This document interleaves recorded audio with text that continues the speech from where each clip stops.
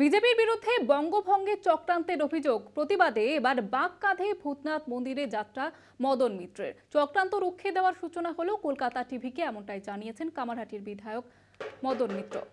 সেই ছবি আপনারা দেখতে পাচ্ছেন। বিজেপির বিরুদ্ধে যে অভিযোগ উঠছে, বঙ্গভঙ্গের অভিযোগ এবং বঙ্গভঙ্গের চক্রান্তের অভিযোগ করছে, যা নিয়ে বিতর্ক চলছে, তোলপাড় রাজ্য রাজনীতি, এবং তারই মাঝে এবার চক্রান্ত রুখে দেওয়ার সূচনা হলো, এমনটাই জানিয়েছেন কামারহাটির তৃণমূল বিধায়ক মদন মিত্র।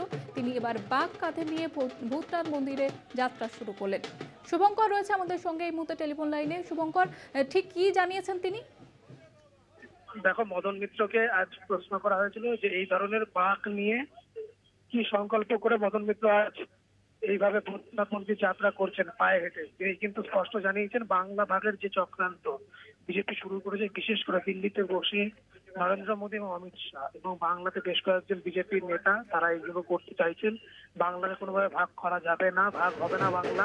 মুখ্যমন্ত্রী নিজেও তার প্রতিবাদের আগে করেছেন এবং রাজ্যব্যাপী প্রতিবাদের ঝড় উঠছে। মদন মিত্র তিনি জানিয়েছেন আজ বাগকাঁধে এই সংকল্প তিনি করেছেন যে বাংলা ভাগ হতে দেবেন না। সেই কারণেই শ্রাবণের দ্বিতীয় সোমবারে একেবারে বাগ কাঁধে নিয়ে তিনি হাঁটতে হাঁটতে কলকাতা টিভির সঙ্গে একান্ত সাক্ষাতে তিনি এই কথা কিন্তু জানিয়েছেন আমাদের।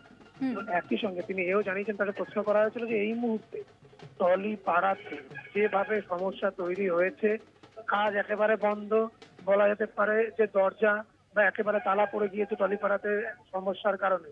মদন মিত্র জানিয়েছেন সেই সমস্যা কেটে যায়, তিনি তার জন্য আশা ব্যক্ত করেছেন এবং জানিয়েছেন যে কারণে সমস্যা হচ্ছে সেখানে খুশি জানি যে জিনিসগুলো দেখেন, এই বিষয়কে বিশেষ করে সরকার থেকে শুরু করে সরকার তিনি আবেদন জানিয়েছেন যাতে অতি দ্রুত এই সমস্যা সমাধান করা যায়।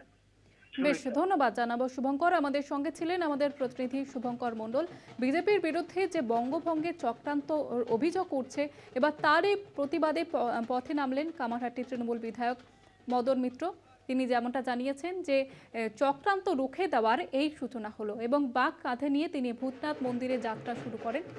তিনি জানিয়েছেন চক্রান্ত রুখে দেওয়ার সূচনা হলো কলকাতা টিভিকে, এমনটাই জানিয়েছেন কামারহাটির তৃণমূল বিধায়ক মদন মিত্র।